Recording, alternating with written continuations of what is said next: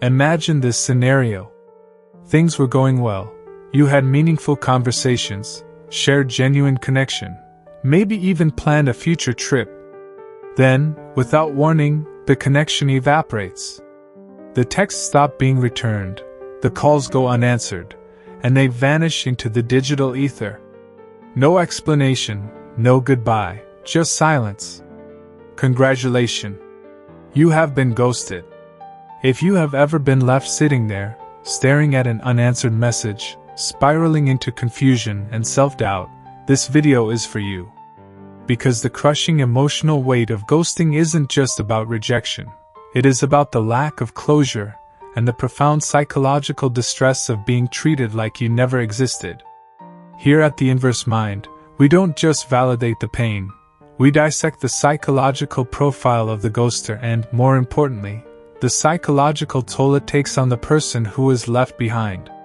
This behavior is a massive red flag, yes, but it is also a powerful lesson in attachment theory and emotional maturity. In this deep dive, we will uncover the ghoster's shadow profile, the 3 reasons they vanish that have absolutely nothing to do with you. Then, we will give you the inverse mind principle for processing the pain, regaining your dignity, and ensuring you never internalize someone else's immaturity. Stay with me, because understanding this dynamic is the key to finally achieving closure. The toll of ambiguity and the ghostee's wound. First, we must acknowledge the real psychological harm of ghosting. The pain isn't just about the relationship ending. It's the ambiguity. It's the lack of a clear boundary. The human mind is fundamentally wired to seek patterns, closure, and meaning. When you are ghosted, that search mechanism goes into overdrive. You are forced to generate infinite, punishing narratives to fill the vacuum. Was I too needy? Was I too busy? Did I say the wrong thing? Did I offend them? Psychologists call this the Zeigarnik effect, the tendency to remember unfinished tasks more easily than finished ones. Ghosting leaves a relationship file permanently open in your mind, demanding resolution that never comes. This creates anxiety, insomnia, and deep erosion of self-trust. The mind prefers painful truth to infinite uncertainty. Furthermore, ghosting is a profound violation of relational ethics. It is treating a human connection as a non-sentient object that can be simply discarded, not as an equal participant in a shared history. The person being ghosted is left questioning their entire perception of reality, which is why the experience is so destabilizing. But the crucial inverse lesson here is this. The quality of the ghosting action is a direct reflection of the ghoster's capacity for conflict and emotional maturity, not a reflection of your worth. The psychology of the ghoster. Now, let's turn the lens and analyze the mind that chooses silence. We must discard the notion that they ghosted because you failed the test.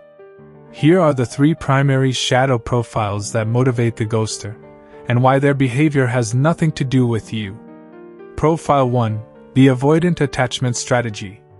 This is the most common profile. Ghosters frequently have an avoidant attachment style. They have learned throughout their life that true intimacy and conflict are unsafe. When a relationship moves past the initial excitement and into the challenging, complex phase, where boundary discussions or minor conflicts are required, their internal alarm bells scream, "Danger!" Their instinctive defense mechanism is deactivation. They do not know how to verbally negotiate conflict or set boundaries. They only know how to run. Their disappearing act is not a conscious dismissal of you. It is a desperate attempt to regulate their own overwhelming anxiety. They sacrifice your feelings to protect their peace. Profile 2. Low psychological responsibility and entitlement. Ghosting is the ultimate act of low psychological responsibility. Mature adults accept that their actions have consequences and that they have a moral obligation to manage the emotional fallout of their own choices. The ghoster, however, feels entitled to avoid discomfort. They see the effort of a mature conversation, the effort of explaining, "This isn't working for me," as a burden that they shouldn't have to carry. This is intellectual laziness masquerading as a boundary. They prioritize their momentary convenience over the other person's right to clarity and closure. This reveals a profound lack of empathy and emotional bandwidth. Profile 3. The inverse of self-respect, the conflict-averse ego.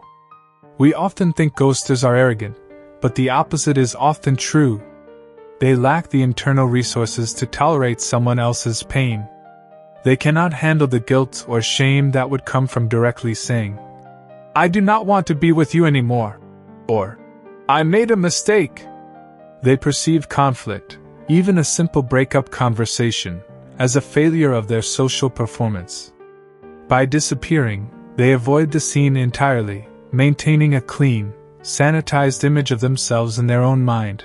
"I didn't hurt them, I just quietly moved on." Their silence is not indifference. It is a desperate attempt to control the narrative of the breakup and protect their fragile self-concept. The reciprocal toxicity of waiting. Now we transition to the crucial part. How do we handle this? The most damaging mistake the ghostee makes is engaging in reciprocal toxicity. This manifests in two ways. First, the obsessive rereading. You go back through all the texts, searching for the fatal flaw, the single message that predicted the vanish. Stop. This is a form of self-punishment. You are prioritizing data over feeling, and no amount of textual analysis will solve an emotional wound. Second, the digital vigilance. You check their last seen status, you watch their stories, you become a forensic investigator of their digital life. You are giving away your time, your energy, and your peace to someone who has already demonstrated they do not value it. This is intellectual self-sabotage. The philosophical lesson here is simple: accept the silence as the answer. The lack of communication is the communication. When someone is silent, they have answered the question of their willingness to engage in a mature relationship. You are not waiting for an explanation. You are waiting for a person to fundamentally change their character, and that is not your job. The silence is a gift. It is a clear, unambiguous data point about their emotional capability. Stop trying to decode a puzzle that has already been solved. The inverse mind principle for closure. Closure does not come from the ghoster. It must be internally generated.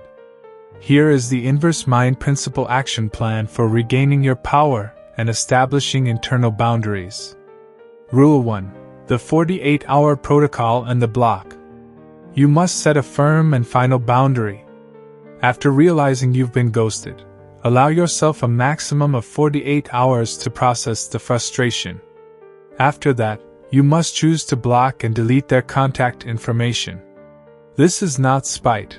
This is self-respect. You are physically closing the open file in your brain and forcing yourself to accept the reality that their chapter is finished.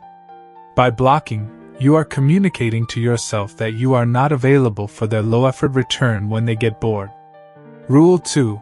Re-narrate the story or the identity shift. Stop narrating the story as, "I was rejected." Start narrating it as, "I dodged immaturity." Reframe the ghoster not as a prize you lost, but as a liability you avoided.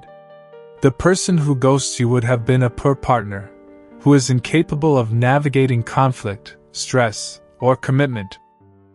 By leaving, they saved you months, maybe years, of emotional burden. Shift your identity from victim to selector. Rule 3. Establish the boundary of emotional capacity. Your next relationship filter should not be based on looks or career, but on emotional capacity. Define the capacity for conflict resolution, honest communication, and the willingness to tolerate discomfort for the sake of integrity. The highest form of self-love is the quiet, firm knowledge that you are no longer available for people who lack the emotional resources to respect your time and feelings. Your emotional availability is precious. Treat it as such. The final challenge. Ghosting is a reflection of the ghoster's fear, not the ghostee's fault. It is a clear message about their inability to perform basic emotional responsibility. The inverse mind understands that true liberation comes not when the ghoster finally texts back, but when you realize you no longer care if they do. You achieve closure when you decide that your self-worth is non-negotiable and requires a mature and honest partner. If you are ready to stop analyzing their silence and start owning your peace, then subscribe to the Inverse Mind now. And let me know in the comments, what boundary are you establishing today to protect your peace from emotional immaturity?